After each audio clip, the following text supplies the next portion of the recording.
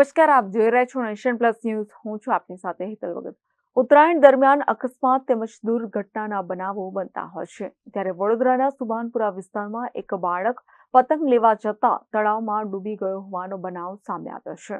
વડોદરાના વારસિયાના ગણેશનગર વિસ્તારમાં રહેતો રોનક નામનો કિશોર પિતા સાથે ફ્રૂટની લારી પર હતો. સુભાનપુરા સ્લમ ક્વાર્ટર વિસ્તારમાં રોનક પતંગ પકડવા નીકળ્યો હતો, ત્યારે રોનક તળાવમાં પતંગ પકડવા માટે જતા અંદર પડ્યો હતો. તે દરમિયાન રોનક તળાવમાં ડૂબવા લાગ્યો હતો અને બાળકનું મોત નીપજ્યું હતું, જેને લઈને સમગ્ર વિસ્તારમાં શોકનો માહોલ છવાયો છે. અમારી બેનનો છોકરો છે. અમે કાલે 6 વાગે ખબર પડી છે કે એ છોકરો તળાવ ગયો છે. તો ચંપલ અમને 2 ચંપલ તળાવમાંથી મળ્યા છે.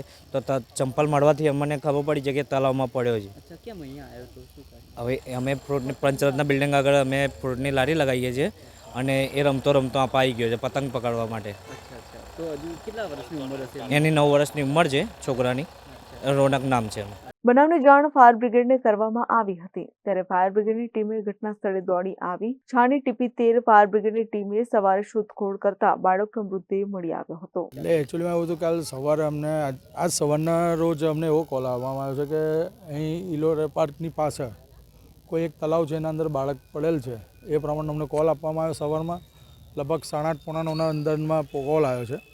એ કોલ દરમિયાન અમે જે રીતનું સ્થળ પર સર્ચ કરી રહ્યા છે એ પ્રમાણે જાત પતાપ કરી રહ્યા, બધું કમ્પ્લીટ કરી દીધું છે. હવે એવું છે કે એમના જે સગાવાલા એવું કહે છે કે અમારા બાળકનું તળાવ પાસે એક ચંપલ મળી આવ્યું છે, એક ચંપલ તરતું મળ્યું છે.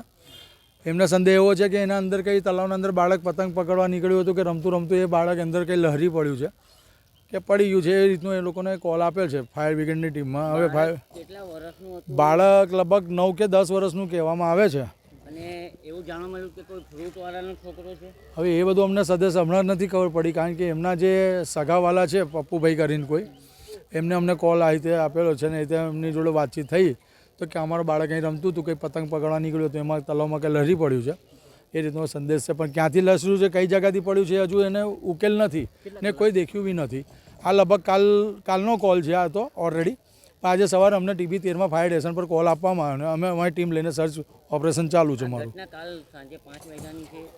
હવે સર એ તો અમને ખબર નથી, પણ આજે સવારે જેવો અમને કોલ આપવામાં આવ્યો એ રીતનો અમે અહીંયા આગળ આવીને સ્થળ પર આવીને સર્ચ કરી રહ્યા છીએ. કેટલા કલાકથી શોધખોળ ચાલુ છે? લગભગ અડધો કલાક ઉપર થઈ ગયું છે. અમને જે તમને કોલ મળ્યો એ દરમિયાનમાં ટાઈમમાં અમે નીકળી આવ્યા છે. લગભગ 15-1 મિનિટમાં તો અમે ટચ થઈ ગયા ને એ તળાવના અંદર શોધખોળ ચાલુ છે. પણ સદસ એ વસ્તુ છે કે એ જે સ્થળ પર છોકરો ડૂબ્યો છે એ સ્થળ પરફેક્ટ ખબર નથી કે ક્યાંથી લસર્યો છે.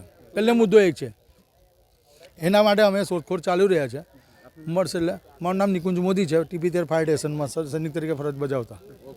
Bureau report nation plus news Vadodara. સમાચારોના સતત અપડેટ મેળવવા માટે અમારી નેશન પ્લસ ન્યૂઝની યુટ્યુબ ચેનલને સબસ્ક્રાઇબ કરો, બેલ આઇકન દબાવો અને જોડાયેલા રહો ફેસબુક, ઇન્સ્ટાગ્રામ અને ટ્વિટર પર.